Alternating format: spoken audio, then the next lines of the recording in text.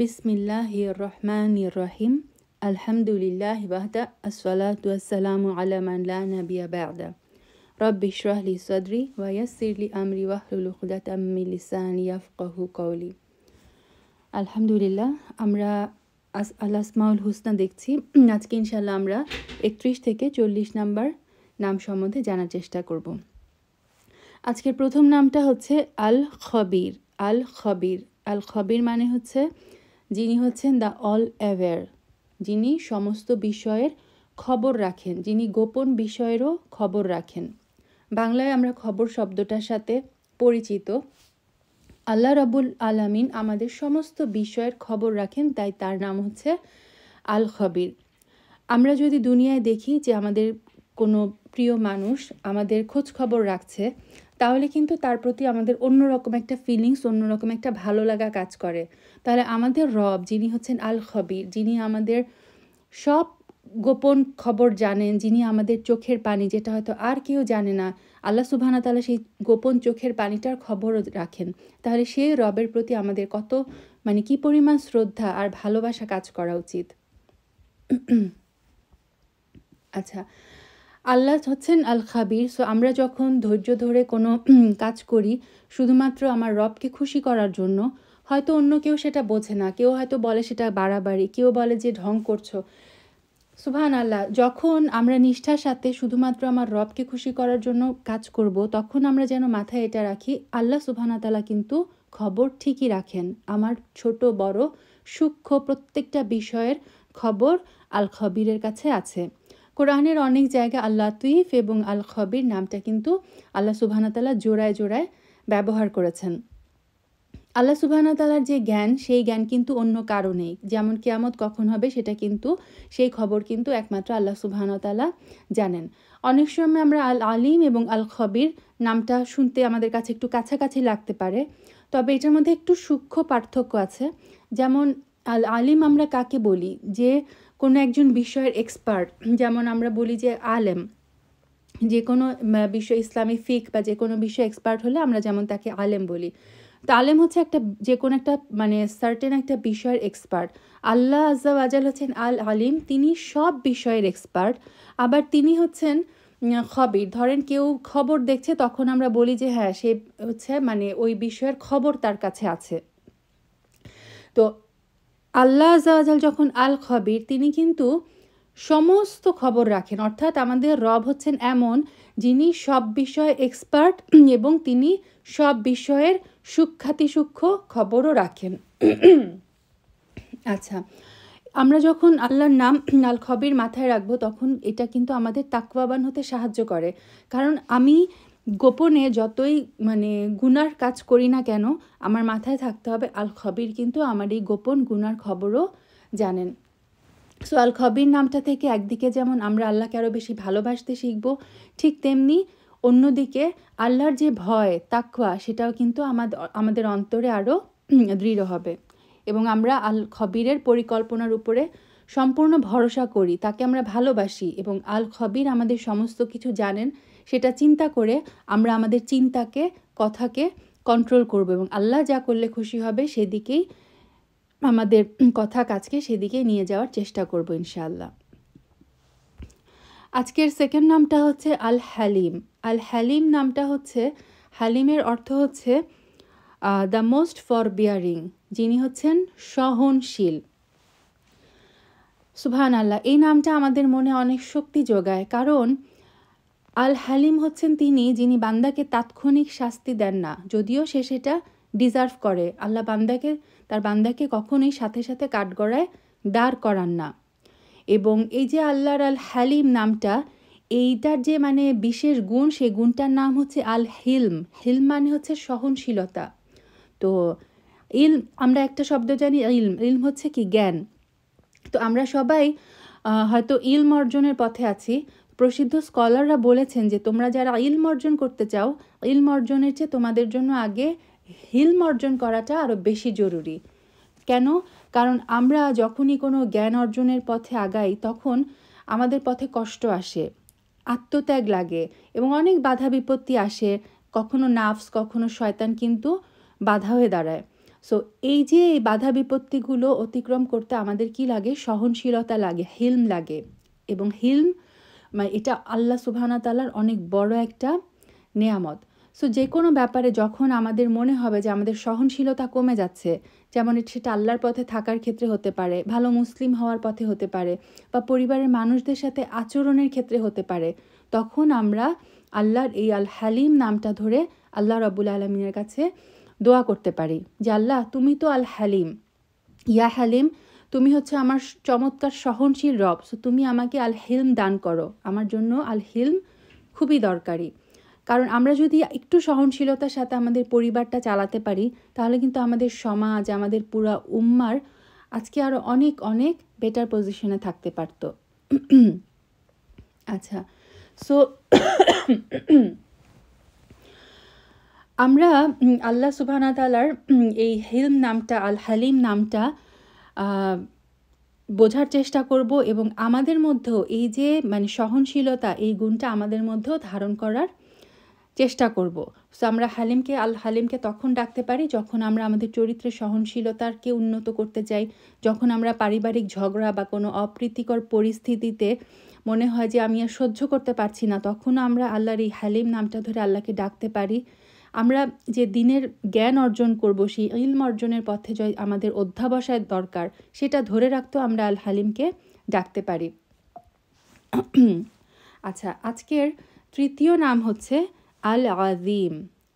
আল আজিম, আল আজিম মানে হচ্ছে the magnificent, the supreme, যিনি অতি মহান। আল্লাহ কোন ব্যাপারে মহান? আল্লাহ আজ্জা ওয়া জাল সব ব্যাপারেই সবচেয়ে বেশি মহান। তিনি আকৃতিতে, বিস্তৃতিতে, তার মর্যাদায়, প্রত্যেকটা ক্ষেত্রেই হচ্ছে আল্লাহ সুবহানাহু ওয়া তাআলা সবচেয়ে বেশি মর্যাদা পান। তিনি হচ্ছেন the magnificent one, the mighty one, the greatest one, the tremendous one. সব কিছুই কিন্তু এই আল আজিম নামটার মধ্যে অন্তর্ভুক্ত। আল্লাহ রাব্বুল আলামিন সত্তা হিসেবে, প্রভু হিসেবে, রব হিসেবে তিনি হচ্ছেন আল আজিম, তিনি হচ্ছেন সবচেয়ে মর্যাদার অধিকারী। আল কোরআনে এই আল আজিম নামটা কিন্তু বিভিন্ন সূরায় আল্লাহ সুবহানাহু ওয়া তাআলা ইউজ করেছেন। এবং আল্লাহ যখন তার আরশের কথা বলেছেন, যে সিংহাসনের উপর তিনি আসীন আছেন, সেটাকেও কিন্তু তিনি বলেছেন যে সেই আরশটাও হচ্ছে আজিম, তার সিংহাসনটাও হচ্ছে মহান। এবং আমরা যে কোরআনকে বলি, কোরআনকেও কিন্তু আল্লাহ সুবহানাহু ওয়া তাআলা আজিম বলেছেন, যে কোরআনটা হচ্ছে আমার মহান রবের বাণী, কালামুল্লাহ। সো কোরআনটাও হচ্ছে কিন্তু মহা মর্যাদাপূর্ণ। এবং কিয়ামতের দিনটাকেও কিন্তু আল আজিম বলা হয়েছে এটা হচ্ছে ইয়াউমুল আজিম, কারণ অন্য কোনো দিনের সাথে এই কিয়ামতের দিনের কিন্তু তুলনা হয় না। সো আমরা যখন প্রতিবার সালাতে যখন আমরা রুকু করি, তখন আমরা কিন্তু রুকু তাসবিহ পড়ি কি? সুবহানা রব্বিয়াল আজিম, পবিত্র আমার রব, যিনি হচ্ছেন সবচেয়ে মহান। তো আমরা যখন এই নামটার জিকির করি, আমরা যদি একটু খেয়াল করি, তাহলে দেখব যে সালাতের মধ্যে মানুষ ফিজিক্যালি সবচেয়ে উইক অবস্থানে থাকে কিন্তু এই রুকুতে। সো রুকুর পজিশনটা হচ্ছে সবচেয়ে আনব্যালেন্সড পজিশন। কেউ ধাক্কা দিলেই কিন্তু হুমড়ি খেয়ে আমরা পড়ে যেতে পারি। রুকুটা হচ্ছে এমন একটা আনস্টেবল পজিশন। সো একটা আনস্টেবল পজিশনে বান্দা যখন সবচেয়ে দুর্বল অবস্থায় থাকে, তখন বান্দা ঘোষণা করে আল্লাহ হচ্ছেন আল আজিম, তিনি হচ্ছেন দ্য সুপ্রিম, তিনি হচ্ছেন সবচেয়ে বড় মর্যাদার অধিকারী। সুবহানাল্লাহ। এবং রাসূল সাল্লাল্লাহু আলাইহি সাল্লাম বলেছেন যে দুইটা বাক্য জিহ্বায় অনেক হালকা কিন্তু মিজানের পাল্লায় অনেক ভারী, সেই দুইটা বাক্য কি? সুবহানাল্লাহি ওয়া বিহামদিহি সুবহানাল্লাহিল আজিম। দেখেন এখানেও কিন্তু আল আজিম নামটা এসেছে। সো আল আজিম, আমি যখন চিন্তা করব যে আল আজিম, আমার রব হচ্ছেন আল আজিম, সো এই নামটা আমাকে হাম্বল হতে শেখায়। আমি যে কত দুর্বল, সেই নামটা সেই জিনিসটা আমি বুঝতে পারি যখন আমি চিন্তা করি আমার রব কত বড় মর্যাদার অধিকারী, আর আমি কত দুর্বল, আমি হচ্ছি সবচেয়ে দুর্বল। সো আল্লাহর যে কোনো নামের সাথেই কিন্তু আমরা এই আল আজিম নামটা কানেক্ট করতে পারি, কারণ সব দিক থেকে তিনি হচ্ছেন মহান, সমস্ত গুণাবলীর দিক থেকেও তিনি হচ্ছেন মহান, কোনো কিছুতেই তার কিন্তু কোনো সীমাবদ্ধ নাই। সো আল আজিম নামটা ধরে কিন্তু আমরা যে কোনো ক্ষেত্রেই আল্লাহ সুবহানাহু ওয়া তাআলার কাছে দোয়া চাইতে পারি। চতুর্থ নামটা হচ্ছে আল গফুর। আল গফুর হচ্ছেন যিনি অনেক বেশি ক্ষমা করেন। আমরা বান্দারা যখনই অপরাধ করে ফেলি তখনই এই নামটা হচ্ছে আমাদেরকে সান্ত্বনার বাণী যে আমার রব হচ্ছেন আল গফুর। গফুর হচ্ছে যিনি দ্য এক্সিডিংলি ফরগিভিং, যিনি বারবার ক্ষমা করে দেন। সো আমরা যতই গুনাহ করে ফেলি না কেন আমরা কখনোই হতাশ হব না, কারণ আমাদের রব হচ্ছেন আল গফুর। সেই গফুর নামটা ধরে আমরা দোয়া করতে পারি, ইয়া গফুর, আমি তো বারবার অন্যায় করে ফেলি, কিন্তু তুমি তো হচ্ছে আল গফুর, তুমি তো বারবার আমার গুনাহ ক্ষমা করে দাও। তুমি তো এক্সট্রিম যত গুনাহ, মানে গফুরটা হচ্ছে এমন যে গুনার পরিমাণ যতই বেশি হোক না কেন আল্লাহ সুবহানাহু ওয়া তাআলা কিন্তু তার কাছে তওবা করলে আল্লাহ সুবহানাহু ওয়া তাআলা সেই বিশাল গুনাহও ক্ষমা করে দিতে পারেন মুহূর্তের মধ্যে। সো আল গফুর নামটা ধরে আমরা আল্লাহর কাছে বারবার ক্ষমা চাবো। আজকের পরবর্তী নামটা হচ্ছে আশ শাকুর। আশ শাকুর, আশ শাকুর হচ্ছে দ্য মোস্ট অ্যাপ্রিসিয়েটিভ, যিনি হচ্ছে মহান গুণগ্রাহী, কৃতজ্ঞতার প্রতিদান দানকারী। সুবহানাল্লাহ। আশ শাকুর নামটা এরকম বোঝায় যে আল্লাহ হচ্ছেন সেই সত্তা যিনি বান্দার খুব অল্প এফোর্টের জন্য তাকে অনেক বেশি পুরস্কার দিতে পছন্দ করেন। এই গুণটা কিন্তু আমরা দুনিয়ায় অন্য মানে কোনো কিছুর মধ্যে, কোনো সিস্টেমের মধ্যেই পাই না, যে ছোট ছোট মানুষের এফোর্টগুলো, মানুষের নিয়তগুলোকে অ্যাকনলেজ করা, অ্যাপ্রিসিয়েট করা। আমরা দুনিয়ায় সবাই মানে রেজাল্টটা দেখি কি, যে রেজাল্টটা কি, কাজের আউটপুটটা কেমন, আউটকামটার উপরে কিন্তু আমরা মানুষকে জাজ করি। আল্লাহ সুবহানাহু ওয়া তাআলা কখনো কাজের আউটপুট দেখেন না, তিনি দেখেন মানুষের চেষ্টাটা, এবং মানুষের সেই ছোট্ট চেষ্টাটা, কোনো একটা ভালো কাজ করার ছোট্ট একটা নিয়ত, সেটার কি আল্লাহ সুবহানাহু ওয়া তাআলা অ্যাপ্রিসিয়েট করেন, কারণ তিনি হচ্ছেন আশ শাকুর। সো হয়তো আমি কোনো একটা মানে কাজের নিয়ত করলাম, কিন্তু হয়তো আমি সেই কাজটা করতে পারলাম না। আল্লাহ সুবহানাহু ওয়া তাআলা ফেরেশতাদেরকে বলে রেখেছেন যে বান্দা যখনই কোনো একটা সৎ কাজের নিয়ত করবে, সাথে সাথে সেই কাজের পুরস্কারটা কিন্তু তার আমলনামায় লেখা হয়ে যায়। আর যখন বান্দা সেই কাজটা করে তখন হচ্ছে আল্লাহ সুবহানাহু ওয়া তাআলা তার নিয়তের উপর বেস করে, বান্দার নিয়তের উপর বেস করে সেই কাজটার প্রতিদান 10 থেকে 700 গুণ পর্যন্ত বাড়িয়ে দেন। এই কাজটা তিনি কেন করেন? কারণ তিনি হচ্ছেন আশ শাকুর। সুবহানাল্লাহ, সুবহানাল্লাহ। আল্লাহ সুবহানাহু ওয়া তাআলা, আমরা যেহেতু মানে আশ শাকুরের বান্দা, সো এই নামটা থেকে আমরা নিজেদের মধ্যে ওই নামটার মানে ধারণ করার চেষ্টা করব। কেউ যখন আমাদের জন্য ছোট ছোট কোনো মানে কিছু করবে আমাদের জন্য, আমরা কিন্তু সেই জিনিসগুলো অ্যাপ্রিসিয়েট করব, আমরা কিন্তু সেই জিনিসগুলোর শুকরিয়া আদায় করব, কারণ আমরা হচ্ছি আশ শাকুরের বান্দা। সো আমরা সূরা ইব্রাহিম আল্লাহ সুবহানাহু ওয়া তাআলা আমাদেরকে বলেছেন যে লা ইন শাকারতুম লা আযিদান্নাকুম, যদি তোমরা শুকরিয়া আদায় করো আমি আরও বাড়িয়ে দিব। সো আমরা আল্লাহ সুবহানাহু ওয়া তাআলার প্রতি সবসময় কৃতজ্ঞ থাকব, একে অন্যের প্রতি সবসময় কৃতজ্ঞ থাকব, কেননা এটা আল্লাহর ওয়াদা যে আমরা যতক্ষণ কৃতজ্ঞ থাকব আল্লাহ সুবহানাহু ওয়া তাআলা আমাদের উপর তার যে ব্লেসিং সেটা আরও বাড়িয়ে দিবেন। ইয়া শাকুর আল্লাহুম্মা জাআলনা মিনাশ শাকিরিন, আল্লাহ যেন আমাদেরকে শুকরকারী বান্দাদের অন্তর্ভুক্ত করেন, আমরা যেন বেশি বেশি আল্লাহর শুকরিয়া আদায় করতে পারি। 6 নম্বর নামটা হচ্ছে আল আলী। আল আলী, আল আলী মানে হচ্ছে the most high, the exalted. আল্লাহ সুবহানাহু ওয়া তাআলা হচ্ছেন আল আলী, যিনি হচ্ছেন সব কিছুর ঊর্ধ্বে, এবং তিনি হচ্ছেন দ্য হাইয়েস্ট, তিনি সব কিছুর ঊর্ধ্বে, তিনি সবচেয়ে উন্নত, তিনি হচ্ছেন মানে তার র্যাঙ্কটা হচ্ছে the most high, the highest rank. এবং আমরা যে যখন সেজদায় যাই তখন আমরা বলি কি সুবহানা রব্বিয়াল আ'লা। আমরা যখন বান্দা যখন সবচেয়ে লোয়েস্ট পজিশনে থাকে তখন সবচেয়ে লোয়েস্ট পজিশনে থেকে আমরা আমার রব যে সবচেয়ে হাই সেই ঘোষণাটা দিয়ে বলি যে সুবহানা রব্বিয়াল আ'লা, পবিত্র আমার সেই রব যিনি হচ্ছেন সব কিছুর ঊর্ধ্বে।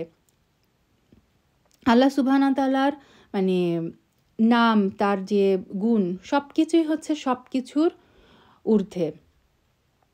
আমরা অনেক সময় মানে অভিমান করে আল্লাহ সুবহানাহু ওয়া তাআলাকে নিয়ে অনেক কমপ্লেইন করে ফেলি, কিন্তু আমাদের মনে রাখতে হবে আল্লাহ সমস্ত অভিযোগের ঊর্ধ্বে।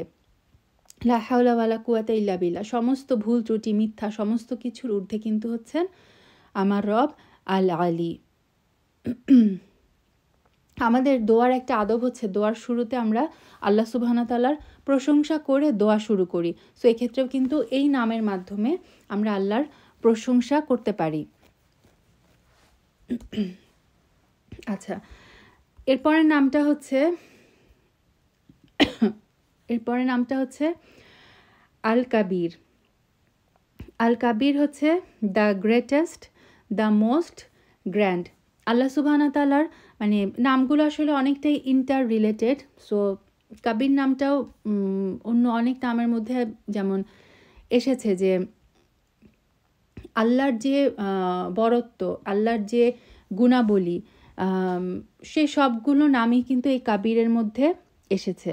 এবং কাবির হচ্ছে মানে যে কিবর থেকে আমরা যেরকম আগে মুতাকাব্বির নামটা শিখে এসেছিলাম, যে কিবরের অধিকারী, অহংকার করার, গৌরব করার অধিকার হচ্ছে একমাত্র আল্লাহর, এবং তিনি হচ্ছেন দ্য মোস্ট গ্র্যান্ড, তিনি হচ্ছেন একমাত্র মালিক, যিনি হচ্ছেন সর্বশ্রেষ্ঠ। এবং সূরা নিসায় আল্লাহ সুবহানাহু ওয়া তাআলার এই আল কাবির নামটা তিনি ব্যবহার করেছেন। সো আমরা যখন জানবো যে আল্লাহ হচ্ছেন আল কাবির, তিনি হচ্ছেন দ্য মোস্ট গ্র্যান্ড, সো এই নামটা আমাদেরকে হাম্বল হতে শিখায়, এবং এই নামটা আমাদেরকে শিখায় যে আমাদের বান্দা হিসেবে কিন্তু অহংকার করার, গৌরব করার কোনো অধিকার নাই। অহংকার করা হচ্ছে একমাত্র আল কাবিরের জন্য সাজে। সো মুতাকাব্বিরের সময়ও যেরকম আমি বলেছিলাম যে আমরা যদি কখনো ফিল করি যে আমার মধ্যে অহংকার চলে আসছে, তখন কিন্তু আল্লাহর এই নামটা ধরে আমরা ডাকতে পারি, আল্লাহ তুমি হচ্ছ সবচেয়ে বড়। সো আমার মনের মধ্যে যেন কখনো এই ফিলিংসটা না চলে আসে যে আমি অন্য কারো চেয়ে বড়, কারণ সবচেয়ে বড় হচ্ছে আমার রব আল কাবির। তারপরে নামটা হচ্ছে আল হাফিজ। আল হাফিজ, যিনি হচ্ছেন the preserver and all protecting, যিনি হচ্ছেন সংরক্ষণকারী।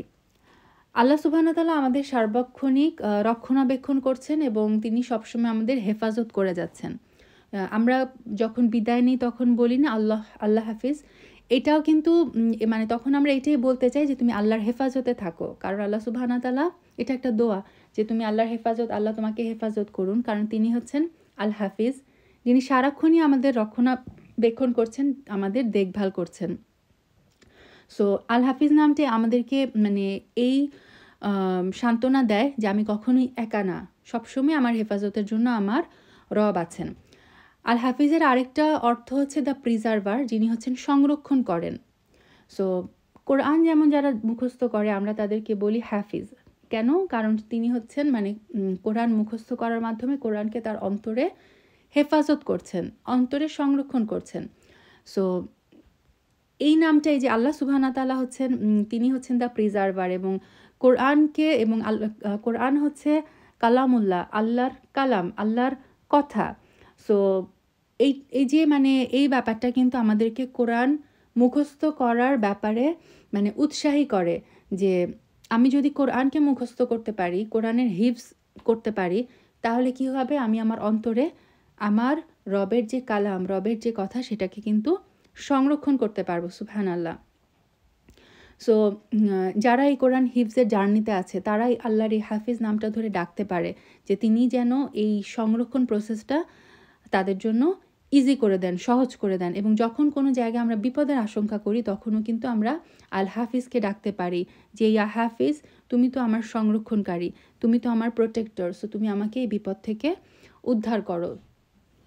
কোনো কিছু যখন হারিয়ে যাওয়ার ভয় করি তখনও আমরা আল হাফিজকে ডাকতে পারি যে আল্লাহ তুমি তো হেফাজতের মালিক, তুমি তো হচ্ছ রব্বুল আলামিন, তুমি হচ্ছ আল হাফিজ।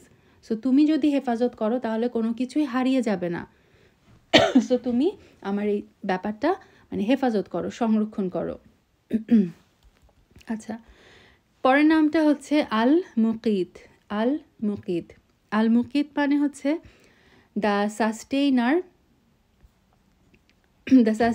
দ্য মেইনটেইনার। এটা আরেকটা ইয়ে হচ্ছে দ্য নারিশার। তো মুকিতের একদম আক্ষরিক অর্থ হচ্ছে মানে পুষ্টিদাতা, আমাদেরকে যিনি ক্রমাগত পুষ্টির যোগান দেন। এবং কিছু কিছু জায়গায় আল মুকিতের অনুবাদ করা হয়েছে মহান শক্তিদাতা। তো পুষ্টিদাতা এবং শক্তিদাতা এগুলো কিন্তু কমপ্লিমেন্টারি, কারণ যখন আমরা কোনো কিছু থেকে পুষ্টি পাই তখনই কিন্তু আমরা শক্তি পাই। আমরা কি কখনো চিন্তা করেছি যে আমরা যখন খাবার খাই সেই খাবারগুলো কিভাবে পেটের ভিতরে যাওয়ার পরে প্রত্যেকটা কোষ ভেঙে ভেঙে সঠিক পরিমাণ পুষ্টিগুলো শরীরের প্রত্যেকটা কোনায় কোনায় কোষের মধ্যে পৌঁছে যাচ্ছে? আল্লাহু আকবার। কে এটা পৌঁছে দিচ্ছে? এটা হচ্ছে আল মুকিত। কারণ তিনিই আমাদের পুষ্টিদাতা, তিনি আমাদের সাস্টেইনার, তিনি আমাদের মেইনটেইনার। আল্লাহ সুবহানাহু ওয়া তাআলা যদি এটা আমাদের জন্য না করতেন তাহলে আমরা শারীরিকভাবে মানে অসুস্থ হয়ে যেতাম। এবং সে কারণে আল মুকিত নামটা আমাকে কৃতজ্ঞ হতে শেখায়, যে তিনি কিভাবে আমাদের প্রত্যেকটা কোষে প্রয়োজনীয় পুষ্টি পৌঁছে দিয়ে যার কারণে আমরা মানে সুস্থ আছি আলহামদুলিল্লাহ। এবং আল মুকিত শুধুমাত্র শারীরিক পুষ্টির দিক দিয়ে নয়, তিনি যে আমাদের মানে মানসিক এবং আত্মার যে পুষ্টি সেটাও কিন্তু তিনি যোগান দেন। আমরা যেমন খাবার না খেলে আমার যে ফিজিক্যাল শরীর সেটা যেমন ভেঙে যায়, একসময় মরে যায়, তেমনি আমাদের ভিতরে যে রুহ, আমাদের ভিতরে যে মানে আত্মা আছে, সোল আছে, সেই আত্মার মানে যে আত্মারও কিন্তু খাবার দরকার হয়, পুষ্টির দরকার হয়। আত্মার খাবারগুলো কি? আত্মার খাবার হচ্ছে আল্লাহর জিকর, আল্লাহর স্মরণ, উপকারী জ্ঞান, ইলম, এগুলো। সো এগুলো যদি আমরা আহরণ না করি তাহলে কিন্তু আমাদের অন্তর একসময় অসুস্থ হতে হতে মরে যাবে। এবং অন্তর মরে গেলে যেটা হয়, গুনাহ করলেও মানুষের কাছে সেই গুনাহটাকে আর গুনাহ মনে হয় না, গুনাহগুলো সে খুব সহজেই করে ফেলে। সো আমরা আল মুকিতের কাছে মানে দোয়া করব, হিয়া মুকিত তুমি আমাদের এই ফিজিক্যাল, আমাদের শারীরিকভাবেও সুস্থ রাখো, ঠিক তেমনি তুমি আমার অন্তরকেও তুমি সুস্থ রাখো, কারণ এই অন্তরের সুস্থতা এবং শারীরিক সুস্থতা কিন্তু বিশাল বড় নিয়ামত। সো আল মুকিত নামটা ধরে কিন্তু আমরা আল্লাহ সুবহানাহু ওয়া তাআলার কাছে আমাদের অন্তরের এবং আমাদের শারীরিক সুস্থতার জন্য দোয়া করতে পারি। আজকের শেষ নামটা হচ্ছে আল হাসিব। আল হাসিব মানে হচ্ছে দ্য রেকনার, যিনি হিসাব গ্রহণকারী। আল্লাহ সুবহানাহু ওয়া তাআলা সর্বোত্তম হিসাব গ্রহণকারী। তিনি আমাদের সবার নেক আমলের হিসাব যেরকম রাখেন, ঠিক তেমনি প্রত্যেকটা গুনার, প্রত্যেকটা চিন্তার, প্রত্যেকটা পদক্ষেপের, হৃদয়ের প্রত্যেকটা স্পন্দনের কিন্তু হিসাব তিনি রাখেন। আল্লাহ সুবহানাহু ওয়া তাআলার হিসাবে কিন্তু কোনো খুঁত নেই, কোনো ভুল নেই, কোনো অপূর্ণতা নেই। এটা হচ্ছে মানে একদম 100% নির্ভুল হিসাব। আমরা যদি চিন্তা করি যে আজকে সকাল থেকে শুরু করে আমি মানে সারাদিন যেটা করলাম সেটা মানে ধরেন আমি সারাদিন যা যা চিন্তা করলাম, যতবার ভুল করলাম, যে সময় নষ্ট করলাম, ফোনের মধ্যে যে অপব্যবহার করলাম, স্ক্রলিং করে যে সময় নষ্ট করলাম, কারোর সাথে চিল্লাচিল্লি করলাম, রান্না করলাম, সারাদিন ভালো কাজ, খারাপ কাজ, মানে কোনো মিনিংলেস কাজ যাই করলাম, এই পুরা দিনের পুঙ্খানুপুঙ্খ হিসাব যদি রাত্রেবেলা কেউ আমাদের সামনে এনে রাখে, আমাদের কেমন লাগবে? কেমন বিব্রত ফিল করব আমরা, কেমন অবাক হব যে আল্লাহ মানে এত সূক্ষ্মভাবে হিসাব রাখাও কি সম্ভব? কিয়ামতের দিন আল্লাহ সুবহানাহু ওয়া তাআলা কিন্তু মানুষের এরকম জীবনের প্রত্যেকটা মুহূর্তের হিসাব তার সামনে এনে উপস্থিত করবেন। এবং যেটা সূরা কাহাফে আমরা প্রতি শুক্রবারে পড়ি, যে আল্লাহ সুবহানাহু ওয়া তাআলা যখন আমাদের সামনে এই মানুষের মানে আমলনামাগুলো পেশ করবেন, তখন মানুষ বলবে যে এটা কেমন কিতাব যে কোনো কিছুই বাদ রাখেনি। আল্লাহু আকবার। সো আমাদের সবসময় মাথায় রাখতে হবে তিনি হচ্ছেন আল হাসিব, যিনি ছোট বড় সব কিছুর হিসাব রাখছেন এবং হিসাব রক্ষণে তিনি কিন্তু যথেষ্ট। আল হাসিবের নামের আরেকটা অন্তর্নিহিত অর্থ হচ্ছে আল্লাহ আমাদের জন্য যথেষ্ট, কারণ যিনি সব কিছুর হিসাব রাখেন, সব কিছু বুঝেন, তিনি তো গার্ডিয়ান হিসেবে যথেষ্ট। সো আমরা যে কোরআনে পড়ি না হাসবি আল্লাহ, হাসবুন আল্লাহ, মানে কি আল্লাহ আমার জন্য যথেষ্ট। সো যেহেতু আমার রব মানে তিনি পারফেক্ট হিসাব রাখেন, সো তিনি হচ্ছেন আমার গার্ডিয়ান হিসেবে, আমার অভিভাবক হিসেবে তিনি হচ্ছেন আমার জন্য যথেষ্ট। এবং এই নামটা ধরে আমরা আল্লাহ সুবহানাহু ওয়া তাআলার কাছে দোয়া চাইতে পারি যে আল্লাহ তুমি হচ্ছ আল হাসিব, তুমি তো সমস্ত হিসাব সংরক্ষণ, ছোট বড় সব হিসাব তো তুমি রেখেছো। ইয়া রব, তুমি কিয়ামতের দিন আমার হিসাবটাকে সহজ করে দিও। আল্লাহুম্মা হাসিবনা হিসাবা ইয়াসির। আল্লাহ তুমি আমাদের কিয়ামতের দিন হিসাব সহজ করে দিও, আমাদের আমল নামায় যে গুনাহগুলো আছে সেই গুনাহগুলো তুমি মাফ করে দিও আল্লাহ। তুমি পুঙ্খানুপুঙ্খে আমাদের মানে পুঙ্খানুপুঙ্খ রূপে আমাদের হিসাব তুমি গ্রহণ করো না, বিনা হিসেবে তুমি আমাদের জান্নাতুল ফেরদৌসে পৌঁছে দিও। আল্লাহুম্মা আমিন। সুবহানাকা আল্লাহুম্মা বিহামদিক আশহাদু আল্লা ইলাহা ইল্লা আনতা আস্তাগফিরুকা ওয়া আতুবু ইলাইক।